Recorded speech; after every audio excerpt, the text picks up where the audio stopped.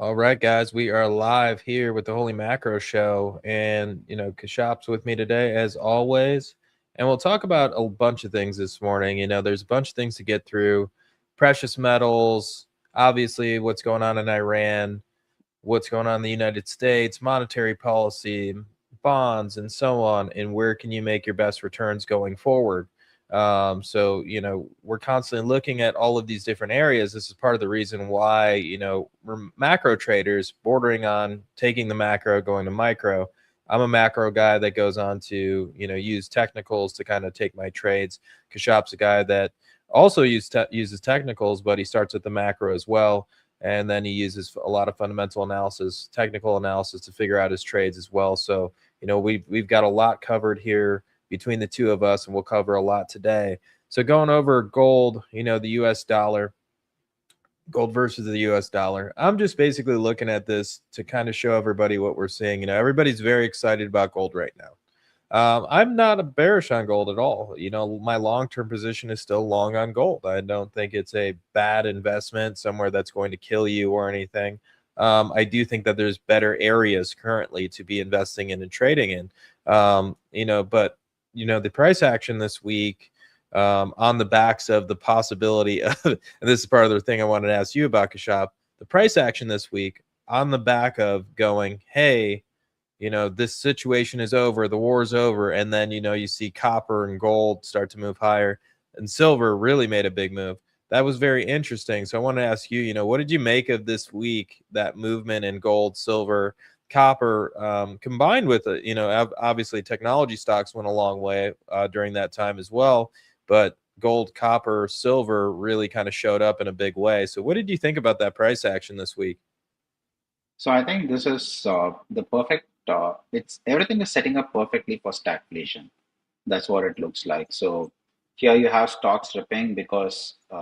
So here's the thing. So whenever we talk about in a normal inflationary environment, you will actually see commodities do well and stocks do terribly. That's the way things go. But in a situation where you have a lot of inflation driven by money printing, well, clearly, where do you hide out in? You cannot hold cash, you cannot hold bonds.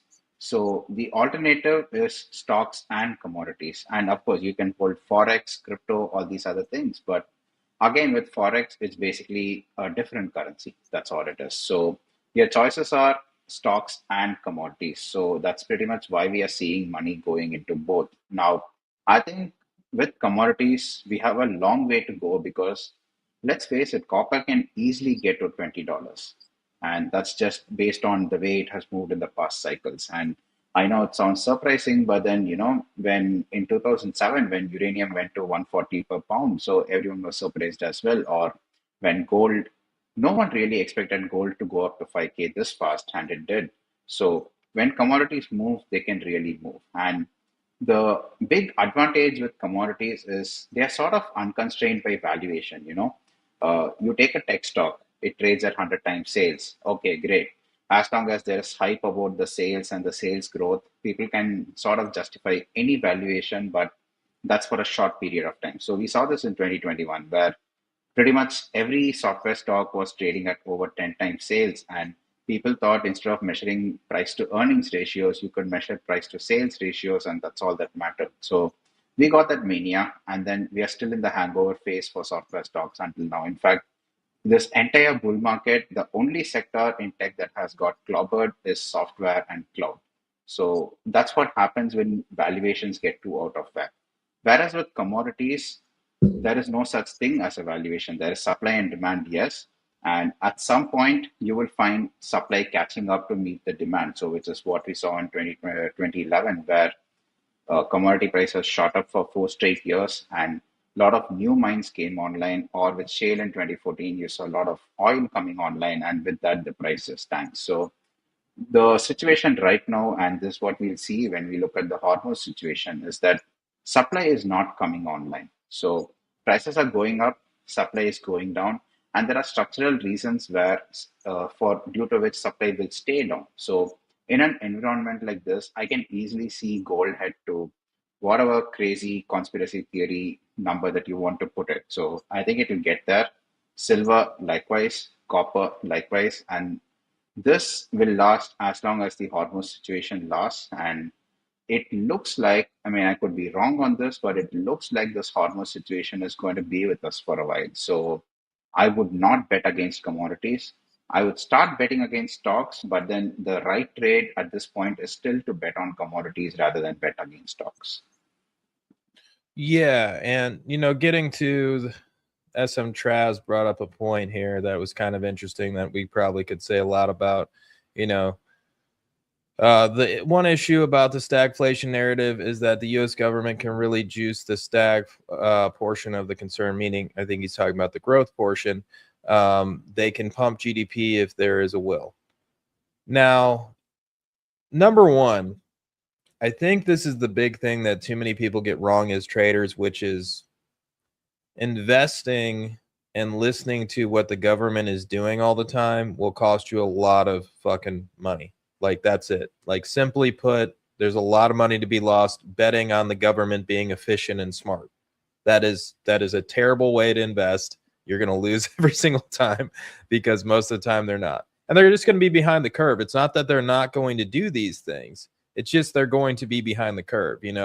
Think of inflation. Inflation was transitory in 2020, 2021. Everybody's basically getting boiled under the weight of inflation going up for every single thing that you owned or bought all over the world. And they're just going, hey, this isn't going to last, until finally they go, this is here. And then they just start raising rates rapidly at the end and basically create a bear market. This is how it usually goes. They're always behind the curve. When they're lowering rates, it's after an event happens. It's because of the way they look at data. They're not looking at data like you and me. Kashop and myself. We could go to the grocery store, buy food, see some data there. You can look at the price action and all the commodities, see some data there. It's pretty simple. But for them, they're looking at these reports that come out, lagging information that come out every month, and that are always a month behind. And then they put that all together basically at a certain point. Not to mention that the data is skewed. The data is skewed in their favor every single time. So basically, if we're talking about coffee prices going up like crazy, all of a sudden that is just out of the CPI report. And they'll tell you it's in there. And it is. It's just a very, very, very small portion now inside of another index inside of another index. So that's the way you get coffee prices still inside of it without really weighing in coffee prices. The only commodity that's in the CPI report directly anymore is gasoline. That's it. So their information is always very lagging for what's actually going on in the real economy, the real world. And so listening to them and saying they're the ones that are going to do this or that, they're going to do things, and we can, be ready for that. But at the same time, it's the same way I think of like yield curve control. When do they start buying the long-term yields and start really suppressing them? They're already trying to do that in a certain way, but really in a big way that's going to be something that's an actual operation. I don't think they're doing that anytime soon. I think we would probably see yields get up there to probably 7% in the 30-year before we saw them really come in and start saying they're going to directly do that. Kashop, I want to pass that to you. Do you have anything to add on that? Because I know that's your wheelhouse as well. So the new Fed, I think there's a proposal that they are going to cut out the higher and lower numbers from the inflation data so that they can pretend inflation is lower. Now, of course, there's never going to be a lower number. So all they are really going to do is take out the so-called outliers, which means gasoline prices go up 30%. Let's just remove that from the calculation for this month because it would skew the value. So that's what they're planning to do now. So I think it's the earlier system where Trump said, I will fire you if you put out this data. It's a little better because someone else can go plug in those values in the Excel.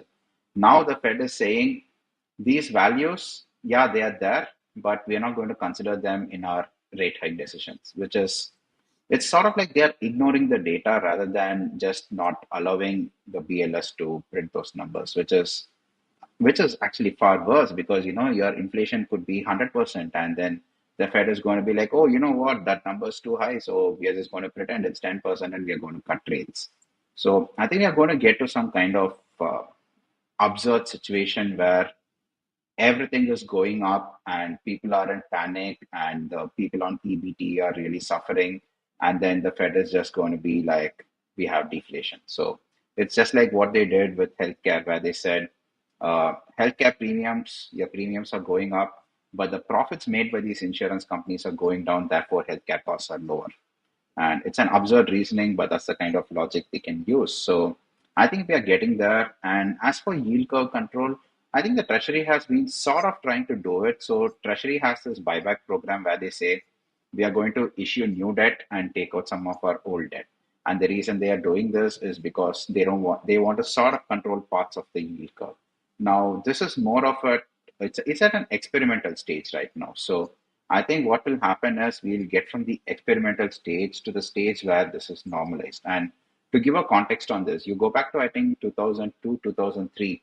Ben Bernanke, I don't know exact year, so he came out with a paper where he said, "We will never have deflation here." So I think it was titled "Deflation, It Will Never Happen" or something. And he said, if we ever have deflation, we can just go rent a helicopter and go over New York and just drop dollar bills on everyone. So kind of like the old Batman movie, just spray dollar bills everywhere to make sure deflation doesn't happen. And it sounded a bit silly when he said it. And then in 2008, the crisis happens and they called it quantitative easing and they did the exact same thing. And now they're calling it the Reserve Management Program and they're doing the exact same thing. So QE, RMP, money printing, all of this has been normalized and it happened under 15 years. So this Treasury buyback program, they started, I think it was a couple of years back, or maybe it was last year. 5 years from now, who knows? Maybe they are going to just subtly control parts of the yield curve that they don't like. Not a full yield curve control. Let's say they're like, I don't like where the 14-year is trading versus the 15 years. So we are going to buy back the 14-year. Now, this has an impact on the 13 years. This has an impact on the hedge fund basis trade, which is, you just have to Google that. It's a long topic. So I think they're going to sort of try to control all of it. They're going to sort of financialize or rather weaponize this yield curve and make it a little bit under central bank control without directly doing it. And I think the net effect of that is, so what did we see in Japan when the BOJ started buying all the JGBs? All the other participants just left. So they are the only bid in town, they are the only offer in town, and they just buy up everything. So yes, the market exists, but it's sort of a fake market because there's only one player in it. And I think the treasury market, until now, it's considered the gold standard of finance. So every corporate finance book talks about the risk-free rate, which is the treasury yield. And they do that because it's the most liquid market in the world. And it's the market where actual companies can go hedge their interest rates. So the interest rates on the debt that they are actually paying, real companies can use this market, use this benchmark. The bond traders should be happy to take whatever kind of product that they want. So all of these things are done only based on the fact that the treasury market is so liquid. So once they start interfering, the other effect is going to be that liquidity will disappear. And it's something similar to what we saw with the LIBOR scandal, where that entire benchmark had to be scrapped. So I think once you lower the number of participants, once you remove the liquidity by all this constant interference, we will get to that stage. I don't think we are there yet. And like you said, I think maybe the push would be 7% on the 30-year or maybe 7% on the 10-year. And at that point, they'll start doing it. But it's definitely something to be aware of because I think maybe it's coming within the next 4 years, maybe it's coming within this decade, but I think at some point that's coming. We'll see it at some point, and it'll always be late. That's the thing. The government will always be a little bit behind the curve. So talking about Hormuz, actually I want to get to silver real fast, and we'll jump into that in 1 second. But silver, we had a question here, which was, how do you prioritize gold, silver, copper futures? What order? So I'll answer this real fast. Number one, there is no order of prioritization ever in the portfolio. There are maybe, you have too much correlation in one thing and other. But if I'm looking at like, hey, I'm long gold. If I'm saying I'm long gold and silver, I'm long gold and silver. If copper also gets into an uptrend at the same time, I'm also long copper. If oil's in an uptrend at that same time, I am also long oil. There is no prioritization because I do not know where my biggest winners will come from. I wish I did. I wish I had a crystal ball. I never will know. most of the time the trades that I dislike the most are the ones that work the best. Sometimes the things I have the most conviction on work out the worst. This is how it goes as a trader. For example, we were in 2020, shorting oil was not something that I thought was going to go to negative prices. Buying that contract, being in the actual contract that went negative, I did not think that was going to happen. I had no conviction that oil was going to go much lower than $40. And then it went to 30, and then it went to 20, and then it went to 10, and obviously 0, and so on. There's no conviction there one way or the other. Then you get to something like, and Kashop talked, and I talked about this last week, you're long the NASDAQ. The NASDAQ gives you a signal and says, okay, it's time to go long. And you go, seriously, right now, this is, the market's in terrible shape. Basically, the economy was in terrible shape. So fundamentally, technically, whatever it was, we were looking at something that wasn't going to go very well. So then next thing you know, you get a buy signal. And what do? Well, you take the buy signal. You shut up and you just take the buy signal. And that was really the bottom for technology for a long time. So once again, you just take the trades as they come. However your system is, not everybody's going to, take systematic trades like I do. But however, this is exactly how I work and how I do it. And so that's the way that you can think about it for yourself or build your own strategy. Also, another way to do it if you don't have the capital to do it, because not everybody has the capital to be buying all these things all the time. You want to just own the strongest ones and quantify that in some way. Meaning, is it the strongest one in a 1 month time frame that gets you long? And to stay long in this thing, is it the strongest in a 3 month or a 6 month time frame? However you do it, whatever your time frame is, figure that out, quantify it in some way, so you're not objectively just throwing that trade on here and there. And then you'll make more money than other people, because most people are going to try to buy the cheapest one that's going down the most.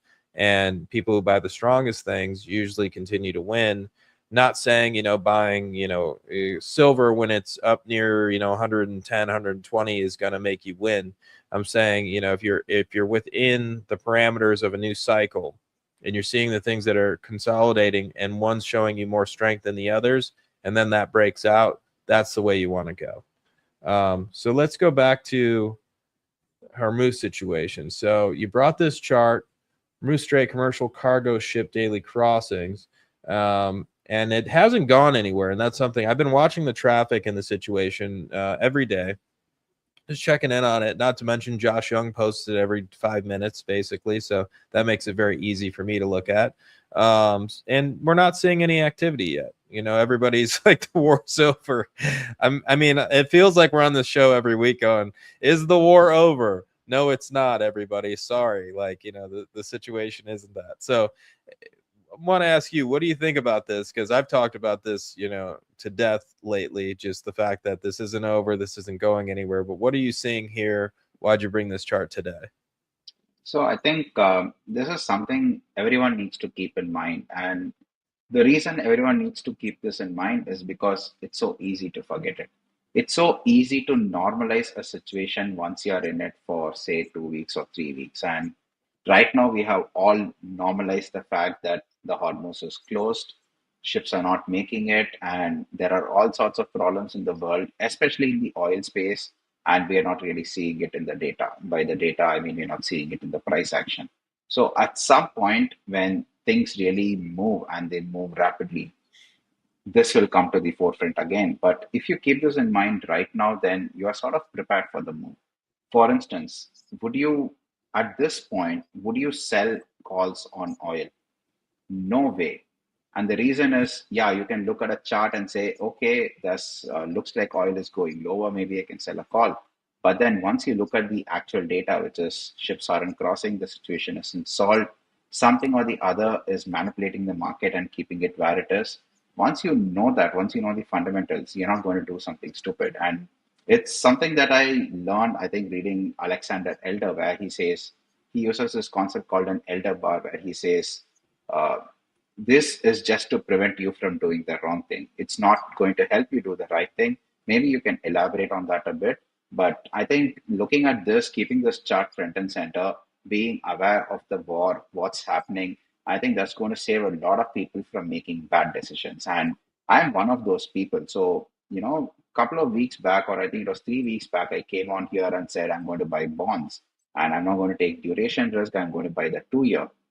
And then the Fed meeting happened. And right before that big crash in bonds, I got out because some spidey sense kicked in. But that was clearly the wrong trade because what are you thinking betting on yields when there's an active war going on? So betting on yields going down. So I think this is sort of something that I used to keep myself grounded and not do stupid things.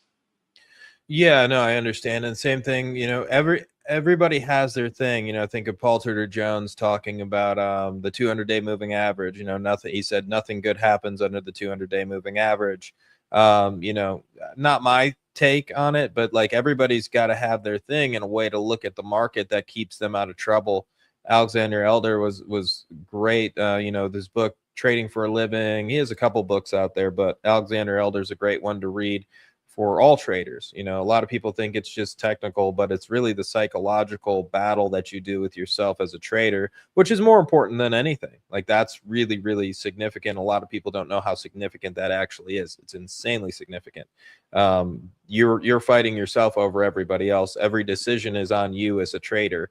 That makes a lot of sense. But Elder basically talks about the fact that you want to have, like I always tell people, it's not about you have to be as systematized and as disciplined as I talk and I say and I do, because that's not going to be for everybody. But what you do have to have is some sort of parameters around your trading that keeps you out of trouble. And I always call this bumper bowling. Anybody who's ever went bumper bowling, basically, for people who don't know, you have the bowling lanes and then you have these blow up. I don't even know how to describe them, but these blow up mats that basically go up and down the entire gutter. And so you can't hit your ball into the gutter. And that's the way I think of, basically that's the way I think of it for systems, is just having something that doesn't let you blow up, having something that doesn't end you up in the gutter. That's incredibly important. And a lot of people are going to forget that. So like a chart like this just tells you, hey, like maybe they're saying everything's great, but maybe it's not, like maybe the news comes out every day and the market goes up and everybody gets excited and they go, it's time to get back in this thing. And in reality, it's like, no, nothing's happening. Actually, it almost looks worse than it did before, So once again, it's continue to watch the data, watch what's actually going on. Stop paying attention to what's tweeted. I mean, honestly, just turn your TVs off. Just turn the TVs off. Stop paying so much attention to social media. Trade the way you trade. If you're looking at the data like this is telling you a lot. If you're looking at the price action, that tells you a lot. And if you're doing it that way, you're going to make a lot of money. And if you're jumping around on everything that's happening and, every change that you think is happening without confirmation, because guess what? You or I really don't know. Like I can say, hey, the war is going to go on for a lot longer, and I can base that on history and so on. And I can make my probable model, but at the same time, I don't 100% know. And nobody knows if Donald Trump is telling the truth in a tweet or he's not telling the truth in a tweet. What I do know is the price action. What I do know is the data. What I do know is that ships are not crossing. And so that's more significant than anything anybody else could say. So, we talked about bonds a little bit, but man, bonds have been dead. Like bonds have been in this terrible downtrend since 2020, and you remember, everybody was so angry that I would ever try to short the bond market when it started to break down right around here at the end of 2020. And then it's basically been in this nasty downtrend ever since. Now it's finally went into a very low volatility period. So now we're sitting here, the volatility is very low. And so as you're also seeing the Bollinger Bandwidth, so Bollinger Bandwidth doesn't tell you direction. So many people look at the Bollinger Bands, they're like, why is this significant? Why is this indicator significant? It does it tell me it's overbought and oversold when I can buy a dip and so on. Number one, RSI, CCI, Williams percent, most of those are just bullshit indicators. And let's be honest, they suck. They're not going to do much for you as a trader, especially a trend guy. Even range trading is a little bit tough on those. I'm not a fan of it. Maybe there's somebody else who'll tell you they're great indicators. I'm just not a fan of it. So, looking at this is basically telling me when something is not moving at all. So when that happens, that's really the period where everybody hates something. Everybody talks about those periods. Oh, everybody hates it here because it's in this downtrend. Everybody's selling it. Nobody likes it. That's not the case. When it's forgotten about and nobody cares about it, that's when it's really set up for a big move. This is why I love the Bollinger Bandwidth. And once it breaks out of that range, it usually makes a big move. Currently, that range looks down. Correct. Compression into expansion. And currently that range looks like it's down. And so if that range breaks down, that's going to be a big move very quickly. So the other thing to know is that low volatility leads to high volatility. So then if we have high volatility, that means this breakdown is going to be big. So this isn't telling us, the direction of the next move. The trend will do that. The patterns will do that. And if this breaks down, that will show us definitely that we're headed lower. I'm waiting on the breakdown more than anything. I think once this breaks down, this thing's going to catch a lot of speed very quickly. But, now's a good time to start looking at some options trades and so on in the bond market if you are trying to play it to the short side. The upside, you could wait till it starts to really break above those highs, get above 100 again, and so on. I'm not looking for that currently, but if we started to change trend, sure, I would change my mind. We just haven't changed trend in a long time. So I think this thing's still going to break down. I think it's coming pretty soon. Kashop, what are you thinking of the 20s, the 30s? Anything that you're looking at there that makes sense, or are you trading anything instead of the bond market? Because there's a lot of things correlated to lower bond prices. So I think the entire bond market is an avoid right now, and the reason is there is absolutely no way to say how this goes, and it's the same as with the Japanese yen. So I have a view on the yen that it goes to 400 versus the dollar. Would I trade that view directly with the currency pair? No. And the reason is every once in a while the central bank intervenes and then they make this big move, making the yen stronger. So I would not want to be caught on the other side of a central bank uh, move. So they basically have unlimited money to throw at this problem. And unlike other central banks, Bank of Japan also has the Fed's backing through the swap line. So just as I would not bet against the yen, I would be very, very careful betting against bonds because you can get the trade absolutely right, and then the central bank comes and does something that completely changes the equation. So it's a kind of risk that I don't want to take, but I know that a lot of people do take those risks, and 9 times out of 10, yeah, fine. But I would say in general, this is just a good sector to avoid, and there are a lot better things that you can do. So you asked about the other trades. The funny thing is, we have a rip roaring bull market. We have this AI bubble, and we have this constant thing that nothing is cheap. But if you look around the world, I can find a lot of cheap stuff. I found a cheap stock that I wrote about today, and I've pretty much been finding value in not just so I've been finding value in software, I've been finding value in crypto, I've been finding value even in commodities. So everywhere around, if you just look past what's in the news, I think you can find tremendous amount of value. So just take those trades, and the nice part is even those are low volatility as well. So I don't ever have to be worried about what the central bank does when I buy something which has good fundamentals, decent technicals, and the macro is kind of iffy, but at some point it will be a good tailwind. So I think just focus on buying value, and there are plenty of opportunities. Even though this is kind of an AI bubble driven market, there are plenty of opportunities, and there are plenty of opportunities outside bonds as well, and outside the Japanese yen as well. Yeah, I mean, I will also say number one is that you take the trades as they come. There's not a hard and fast rule of this has to work, this won't work, this will work. It's just or this trade's going to be easier, this trade's going to be better. There's a lot of people always think that, and I think that till this day. And I have to talk myself out of that because who knows? The bond short could be the best trade of my lifetime. I don't know. Or it could be the worst. It could sit here and then start to go higher, and that could be the end of it. I have no idea.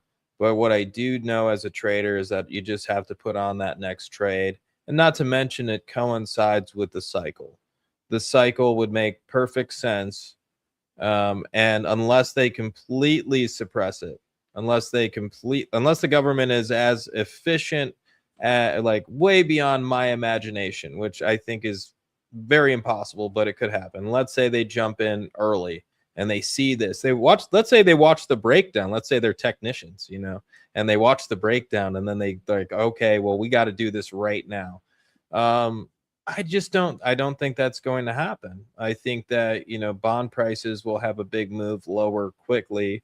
Not to mention the put options, the way they're priced, you can make a lot of money with a very small move. If these went down 5-10%, and some of these put options, you're talking about a 10x move in 5 to 10%. That's a huge amount of money to be made on a trade like this. So I still like the idea of hanging on to this trade. I've been short the bond market a very long time.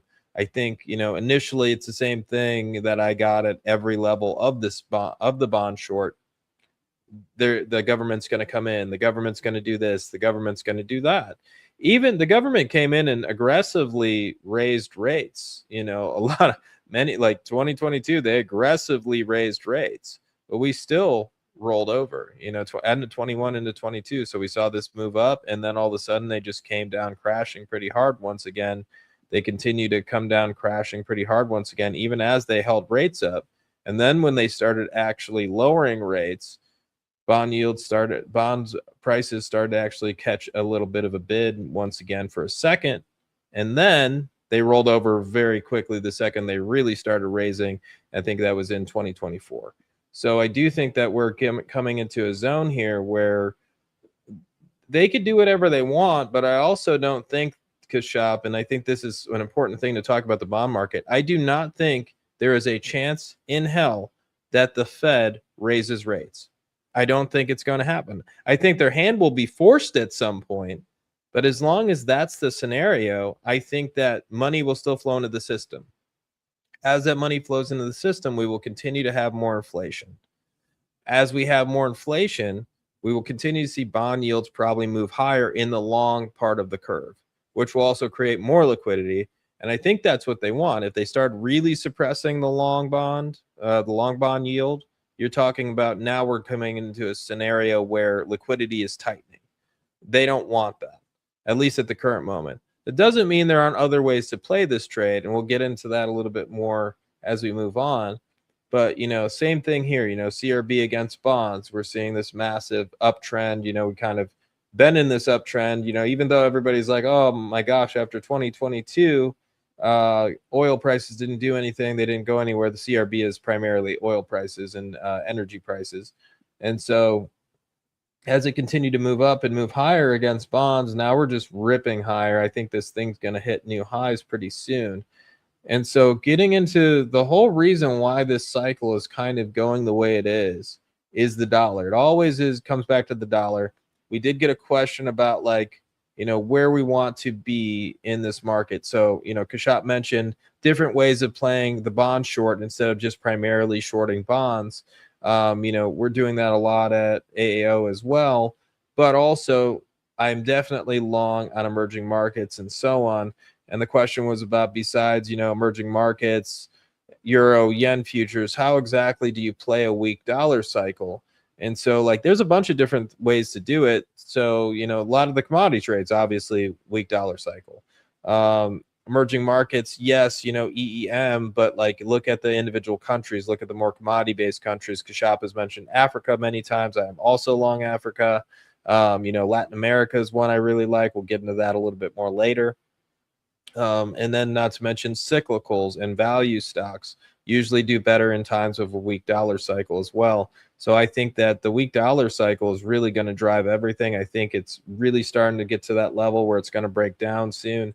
If we really get below 96 decisively, I think we're headed to 90 pretty quickly. That ramp up will definitely give a lot of juice to a lot of the trades we like currently. But Kashop, passing it to you, what do you think about that? Any other ways, even other currencies, other ways you're thinking about playing the weak dollar cycle? So Africa is definitely one. And the other way to think about this is so the DXY is basically euros. So, like you mentioned, you can, if the dollar index goes all the way to 90, that means Europe is going to benefit massively. Now, that means that whoever has parked their money in dollars in US assets is going to repatriate it back to the continent, so back to Europe. So where does that money go? It flows as deposits into the European banking system. So what would you buy? Well, you can buy an ETF like EUFN, which is the EU financials, or you can pick individual banks. So I mean, don't be surprised if the dollar index goes to 90 and Deutsche Bank doubles from here.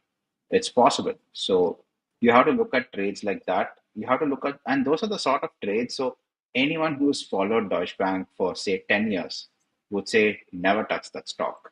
And you could have a scenario where stocks like that double. So that's the kind of trade you have to be prepared for. Or the other way to play it, find really, really strong companies in Africa, companies which have nothing to do with commodities, nothing to do with mining, or which are somewhat immune from the Hormuz crisis, and buy those in a retirement account and let it just compound. Because the African companies, the nice part is they pay dividends. They don't believe in the buyback machine. They pay good dividends. So you can actually get a pretty good yield on your cost basis in 5 years once that's really appreciated and the companies have done well. So that's why I keep focusing so much on Africa. But the same thing applies for Latin America.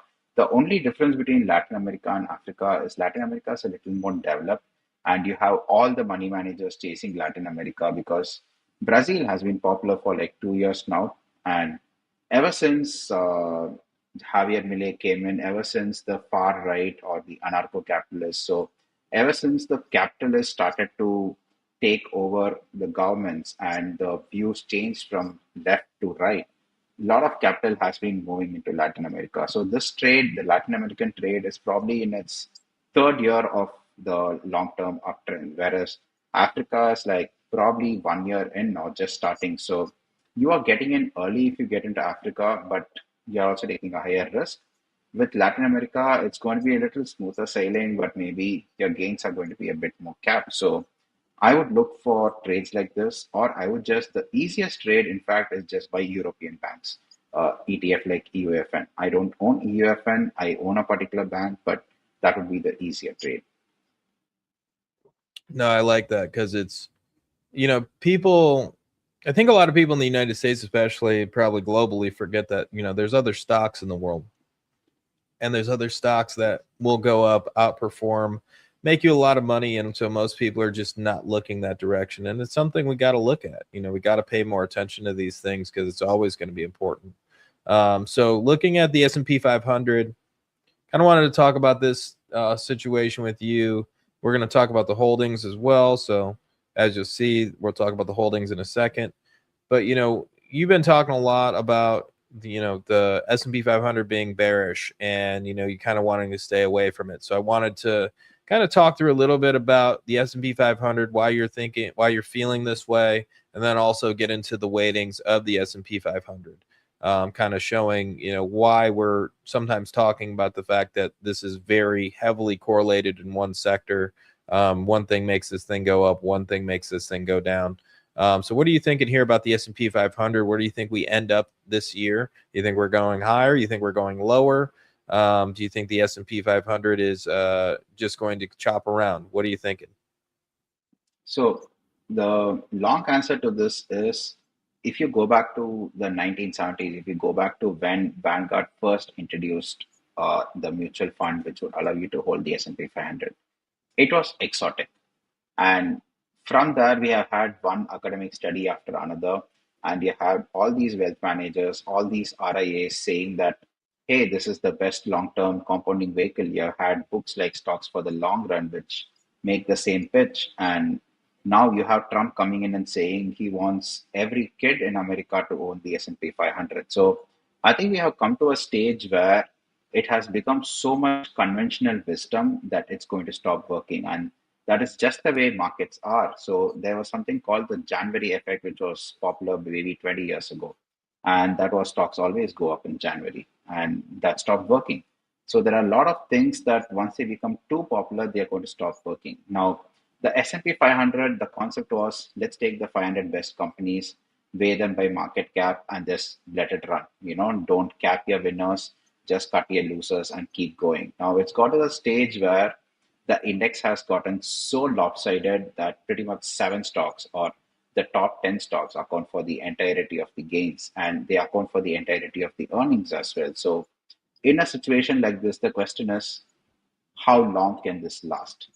Well, that's a very tough question to answer because this is as much driven by what Keynes calls animal spirits as it is driven by fundamentals. In fact, I think fundamentals went out the window a long time ago. So this is purely animal spirits, liquidity, and this prevailing belief that whatever happens, whether it's the Great Depression, World War II, Marshall Plan, you name it, or the pandemic, you name it, whatever happens, US equities will always do well, which is pretty much the epitome of American exceptionalism. And that's become it's like a drug which everyone's like taking it now. So every market participant thinks American exceptionalism can last forever just because it has lasted for the last 100 years.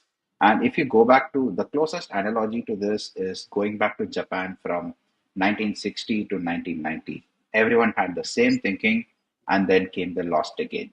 So I think we are setting up for a situation like that now. It is very, very hard to trade that view, especially because let's say you're bearish and you're like, oh, I'm going to buy puts 2 months out, and the volatility is so high, you're ending up paying a high premium, and the move happens, you don't get a good payoff. So, how do you trade the bearish side on this?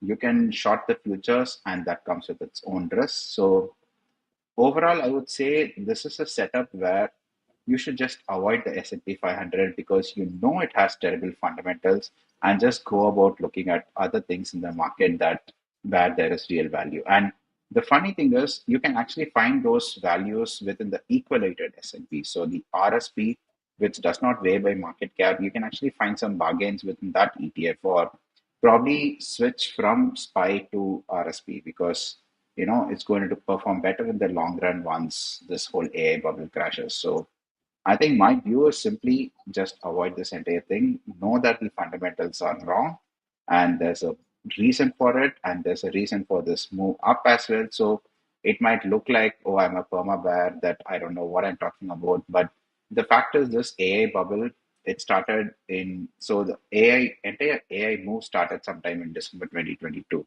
And if you look at the Nasdaq, that is very clear. So when ChatGPT was announced. Uh, from December 2022 to March 2023, you had this big move in the Nasdaq, even though the fundamentals were bearish, even though Silicon Valley Bank failed, and that was all because of the release of ChatGPT and what it was going to do to the AI trade. And now we are in the fourth year of this AI trade. So 2023, full year of AI. 2024, likewise, full year of AI where almost nothing else worked. 2025, a lot of things worked better than the AI trade, but the AI trade still worked. And now here we are in 2026. So a move like this is probably not going to last much longer. I don't know how to define what is much longer. Maybe it's a couple of months, maybe it's a couple of weeks. I personally thought it would top out by this week, but it looks like it clearly hasn't. So when a move like this ends, you're going to be in for a Japan style environment. Now, keep in mind the Fed will be printing money at that stage, so stocks will still go up, but it's going to go up a lot less than the other things. So I would just say avoid this ETF altogether, even though it's popular, and focus on other things. Yeah, and I think that's one thing that people don't think about when we're having a conversation like this is one, we're talking about the construction of the ETF. Kashap is not saying be bearish, sell everything and run for the hills. He's saying if you're going to own the S&P 500, you'd probably want to own the equal weight S&P 500, which makes perfect sense in the environment we're in. Now, remember last year, everybody was very, oh my gosh, look how great AI did. Gold miners were up 180% last year. That's not talking about the individual ones. That's the ETF. So the ETF for GDX was up that much. GDXJ around the same. So, I mean, you have different places to go in the market. It doesn't mean, I'm still long semiconductors, for example. That if, and you guys know me, if it's in an uptrend, I'm going to be long it. It doesn't matter. However, I do not trade the S&P 500. I haven't traded the E-mini futures in many years. I might as well buy, if I'm long the NASDAQ, that makes sense. I'll just be long the NASDAQ. Why would I be long the S&P 500, which is just basically a poor man's NASDAQ? You're not going to have that correlation. You're not going to have that much upside as you're going to get in something like the NASDAQ. So I'd rather be in the NASDAQ if I'm going to be long technology. The S&P 500 is just completely skewed towards a lot of technology currently. And if we ever lost that trade, and the big thing what Kashap is saying, and just like him, it'll happen at some point. I don't know the time frame, so I'm not saying sell, AI stocks or anything currently right now, but I am saying at some point that will probably happen. There will probably be a day, just because that's the way cycles work, is that AI will stop working, technology will stop working, and the next thing you know, we'll have to figure out what's next in that cycle. Not to mention, a lot of people have already forgotten last year, international massively outperformed domestic. So massive outperformance in international. There was a guy who got on TV and said, you can't get these returns anywhere else besides the United States. Now, people hate this type of conversation because they think it's like anti-American or something. We're not even talking about Americans. Kashab brought this up years ago to me, which was the fact of, this isn't an American thing. People would always call it the home country bias. People in America always want to buy their home country. Same with other countries. The actual answer is it's a world bias. Globally, people would rather buy the S&P 500 and United States stocks over any other country in the world. Now, there's plenty of places to go in the United States. There's plenty of value, but I'm saying just blanket the S&P 500 is not a place I want to be. I think there's better places to be that you're going to make a lot more money. And if you are a financial advisor, you are a retirement person, yeah, the equal weight S&P will probably do a lot better in the long run. So that's just as simply put as we can. And part of the reason we talk about this is the holdings. If we're looking at by market cap, NVIDIA is the biggest company in the United States currently. And then we have Alphabet, then we have Apple, then we have Microsoft, then we have Amazon, then we have Broadcom, then we have Meta, then we have Tesla. Once we get down here, we start to see some differences. Now we have Walmart, which is consumer staples. We have Berkshire Hathaway, bank stock, Eli Lilly, JP Morgan. But then we're starting to have more tech stocks come right into that weighting currently, which is Micron and Advanced and AMD. So then if we get into ExxonMobil, though, I thought that was kind of interesting. The reason why I stopped there was because ExxonMobil is actually on the leaderboard for the first time in many years.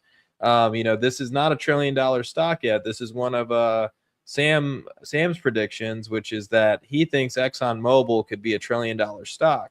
I do as well. So I think that could be a scenario that we see in the coming years. But Kashap, I kind of want to pass this to you. Where do you think the energy trade really ends up? Do you think this is, we in our career, we have seen energy be a very interesting place to be and a very terrible place to be for a long time. Do we think that the energy trade, not even, I have my own opinions on it, but do you think that the energy trade, things like ExxonMobil could be leaders in the S&P 500? Do we think that there's a possibility of that happening again?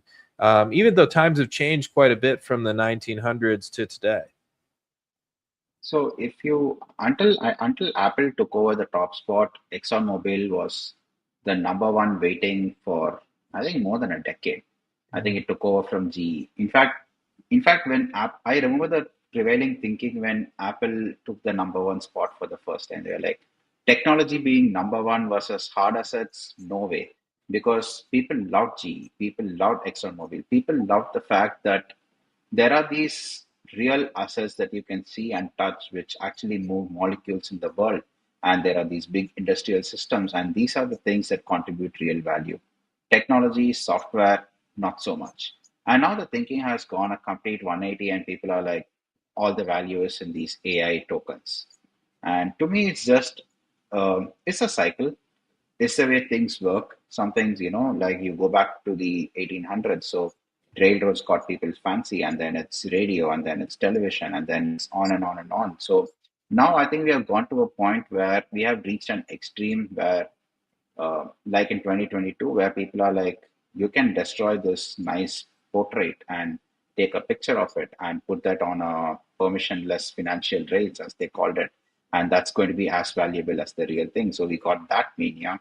And now we have this token mania, AI token mania.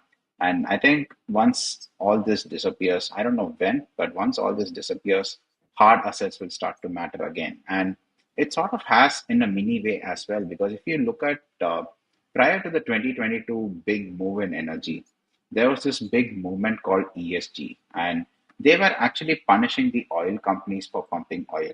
So ExxonMobil had a shareholder who said, "Stop pumping oil," which is pretty absurd when you think of it, but that was the campaign. And the reason was the stock was owned by one of these eco nut jobs. I think they were called Engine Number One.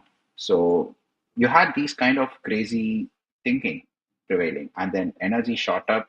There was a whole energy crisis. And then people said, hey, wait a minute, we need to stop this ESG nonsense. And we need to just go back to pumping oil out of the ground. We need to go back to mining. And then Trump comes in and says we are going to do fast permitting for mines because we really want to make America great again in its basic industry, in its mining, basic materials, everything. So that thinking has changed. The market caps haven't caught up. I'm surprised Walmart caught up to a $1 trillion market cap. Berkshire, I'm not surprised. And I think there is definitely, I like what Sam said. I think ExxonMobil does have a shot at getting there, and at that point, it's going to be like BP for all the old British retirees back in the 20s and 30s. When Britain had its empire. So I think it's going to become like that. It's going to become like a national champion because you really need the oil. And now let's face it, US is one of the biggest producers. In fact, it's the biggest producer in the world today. So I can see it happening. And I think that's going to be really, really good because once tech sort of dips, what do you have to pick it up? You have real assets, you have industrials, you have oil, you have all these other things. And that's, I think, one of the strengths of the US stock market as well. So uh, once these tech names drop off, I think other names will come fill the gap. Whereas if you look at other countries, I mean, just to pick an example, Zambia, if copper falls, that country is toast. And US does not have this situation, which is why I think stocks for the long run kind of concept works in the US. So yeah, I think Exxon does get to its 1 trillion. It's a matter of a few years. Yeah, I think it could be an interesting one to keep an eye on, but currently on the leaderboard behind AMD. We'll see where that thing ends up, but that would be funny. Not to mention it was interesting too. It got kicked out of the Dow, was that 5 years ago now? And then it basically started to bottom out at that point, started to move higher. So that's going to be an interesting one going forward. I just brought this chart to highlight, we're going to have to hop off after this. I didn't realize the time. But I just brought this chart to kind of highlight what yields do. We're always talking about the yield curve. So for a lot of people, that might be a little bit hard to understand. This just kind of makes it easier. So if you're looking at all these yields, basically up here, the black line, we're looking at the 30-year yield. Down here, we're looking at the Fed rate or close to the Fed rate, which is the 3-month Treasury bond. So if we're looking at both of these together, it's kind of showing you the scenarios that kind of lead to fuel. And so fuel, meaning stocks moving up, meaning more liquidity in the markets. This is where you start to see the yield curve widen or steepen. We call that a bull steepener. So when that's happening, you're seeing more liquidity go out in the market. You're seeing the market go higher with it. So same thing here. We saw a lot of liquidity come in after 2020. So that created the stocks to move higher. And then, like we talked about earlier, they started raising rates aggressively after, finally admitting that there was a possibility that inflation might stick around for a little bit longer. So after reversing the inflation is transitory statement, we had a big raise in rates and we lowered rates. And now we're in another bull steepener environment where the yields are moving in two different directions, meaning once again, the 30-year is moving higher. The Fed rate is pinned lower. this is usually an environment that's going to lead stocks across the globe to move higher. Now, I might say I don't like the S&P 500, but I'm not saying I don't like stocks. I don't like this construction of the S&P 500. I do like stocks currently. I do think that there's a lot of areas to continue to invest in, that there's a lot of money to continue to be made, but you got to pick your spots. And international is one thing we like a lot.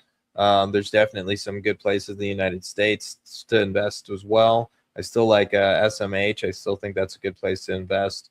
I'm holding on to the position. I probably wouldn't buy the position today currently. And then looking at, some of these other areas that are just unloved in the energy sector and the materials sector and so on. These look really great. Global copper miners look great. Kashop's talked about Africa. So there's a lot of things to be investing in currently. So we're not talking about being bearish here. We're talking about being tactical and picking your spots and figuring out where you want to be. And that's what you do as a trader. So, all right, guys, Kashop, you got anything to end on? We got to head out. No, I think that's perfect. I think you've covered everything. Okay. All right. Thanks, guys. We will see you guys next week on the Holy Macro Show. We'll be here at 10 a.m. Eastern time, and we'll see you then.